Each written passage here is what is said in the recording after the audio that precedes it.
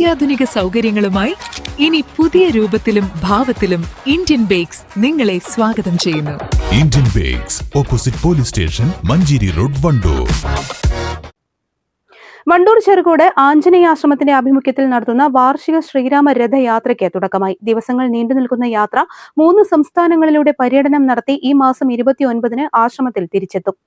ആഞ്ജനേയ ആശ്രമത്തിലെ വാർഷികാഘോഷങ്ങളുടെ ഭാഗമായാണ് എല്ലാ വർഷവും ശ്രീരാമ രഥയാത്ര സംഘടിപ്പിക്കുന്നത്. ആഞ്ജനേയാശ്രമം മഠാധിപതി സ്വാമി ഹനുമത് പാദാനന്ദ സരസ്വതിയാണ് ഇത്തവണത്തെയും രഥയാത്രയ്ക്ക് നേതൃത്വം നൽകുന്നത്. ഇന്ന് ഇവിടെ നിന്ന് പുറപ്പെടുന്ന രഥം ഏതാണ്ട് 20 ദിവസത്തോളം നീണ്ടു നിൽക്കുന്ന പരിക്രമണത്തിനാണ് തുടക്കം കുറിക്കുന്നത്. ഇവിടെ നിന്ന് ആരംഭിച്ച് മലപ്പുറം ജില്ലയിൽ 3 ദിവസം പരിക്രമണമുണ്ട്. തുടർന്ന് കോഴിക്കോട്, കണ്ണൂർ വഴി കാസർഗോഡ് വഴി നേരെ കർണാടകത്തിലേക്ക് പ്രവേശിക്കും. കർണാടക ഗോകർണം മഹാബലേശ്വര ക്ഷേത്രത്തിലാണ് ഇതിൻ്റെ ആദ്യത്തെ ഒരു ആധ്യാത്മികമായിട്ടുള്ള ചടങ്ങ് നടക്കുന്നത്. ഗോകർണം മഹാബലേശ്വര ക്ഷേത്രത്തിലാണ്.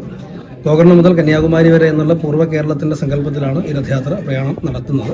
ഗോകർണത്ത് നേരെ കൊല്ലൂർ മൂകാംബിക ക്ഷേത്രത്തിലേക്കും അവിടെ നിന്നും നേരെ തമിഴ്നാട്ടിലേക്കും പ്രവേശിക്കും.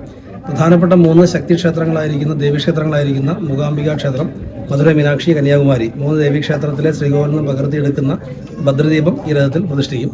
അതോടൊപ്പം തന്നെ ഗോകർണ മഹാബലേശ്വര ക്ഷേത്രത്തിലും അതുപോലെ രാമേശ്വരം മഹാദേവ ക്ഷേത്രത്തിലും ഈ 2 ശിവക്ഷേത്രത്തിലും വിവിധങ്ങളായിട്ടുള്ള പൂജകളും ആരാധനകളും സമ്പ്രദായങ്ങളും നിർവഹിക്കാറുണ്ട്. അതിനെല്ലാം ശേഷം 27-ാം തീയതി രാമനവമിയുടെ അന്ന് ചേങ്കോട്ടുകോണം ശ്രീരാമദാസ് ആശ്രമമാണ് ഗുരുസ്ഥാനം. അവിടെ എത്തിച്ചേരുകയും അവിടെ വിശേഷമായിട്ട് നടക്കുന്ന രാമനവമി ആഘോഷങ്ങളിൽ പങ്കെടുത്തതിന് ശേഷം തിരിച്ച് 29-ാം തീയതി ഇവിടെ തിരിച്ചെത്തും. 30-ാം തീയതി മുതൽ 9 ദിവസം നീണ്ടു നിൽക്കുന്ന അധ്യാത്മ രാമായണ നവാഹ യജ്ഞത്തിന് തുടക്കം കുറിക്കുകയും ചെയ്യും. ഈ രഥയാത്രയുടെ പരിക്രമണത്തിന് ശേഷം രഥത്തിൽ കൊണ്ടുവരുന്ന ആ ഒരു ഭദ്രദീപമാണ് രാമായണ നവാഹയജ്ഞത്തിന്റെ യാഗശാലയിൽ പ്രതിഷ്ഠിക്കുന്നത്. ഈ ആശ്രമത്തിലെ കിടാവിളക്കാണ് ഈ ഒരു പരിക്രമണത്തിന് എല്ലാ വർഷവും ഇതുപോലെ ഒരു സങ്കല്പത്തിൽ യാത്ര തിരിക്കുന്നത്. കേരളം, കർണാടക, തമിഴ്നാട് എന്നീ സംസ്ഥാനങ്ങളിലൂടെയാണ് 19 ദിവസത്തെ പര്യടനം. ഗോകർണം, രാമേശ്വരം എന്നീ മഹാശിവക്ഷേത്രങ്ങളിലും മൂകാംബിക, കന്യാകുമാരി, മധുര മീനാക്ഷി എന്നീ ദേവീക്ഷേത്രങ്ങളിലും പ്രത്യേക പൂജകളും അഭിഷേകങ്ങളും നടക്കും. മാർച്ച് 27-ന് പുലർച്ചെ കന്യാകുമാരി ത്രിവേണി സംഗമത്തിലെ സാഗര പൂജയ്ക്ക് ശേഷം ക്ഷേത്ര ശ്രീകോവിലിൽ നിന്ന് ജ്യോതി സ്വീകരിക്കും. മാർച്ച് 29-ന് രഥയാത്ര ചെറുകോട് തിരിച്ചെത്തും. ടൌണിലെ സമാപന സമ്മേളനത്തിന് ശേഷം വാദ്യമേളങ്ങൾ, താലപ്പൊലി, മന്ത്രജപ ഘോഷയാത്ര എന്നിവയുടെ അകമ്പടിയോടെ രഥം ആശ്രമത്തിലേക്ക് പ്രവേശിക്കും. ഇതിനു പിന്നാലെ മാർച്ച് 30 മുതൽ രാമായണ നവാഹ യജ്ഞം ആരംഭിക്കും.